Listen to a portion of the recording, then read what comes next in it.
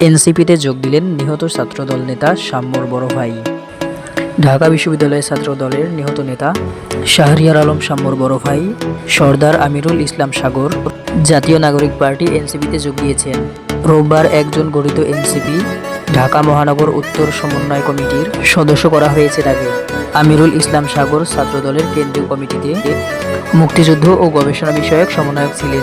২০১৭ সালে তিনি ফেসবুকে বঙ্গবন্ধু শেখ মুজিবুর রহমানের প্রতি শ্রদ্ধা জানিয়ে বহিষ্কৃত হন। তবে ২০১৯ সালের ১৭ এপ্রিল তার বহিষ্কার আদেশ প্রত্যাহার করে সাগরকে সংগঠনে ফিরিয়ে নেয় ছাত্রদল। এই বিষয়ে আমিরুল ইসলাম সাগর গণমাধ্যমকে বলেন, ২০১৯ সালে ছাত্র রাজনীতি ছাড়ার পর থেকে আর কিছুতে ছিলাম না।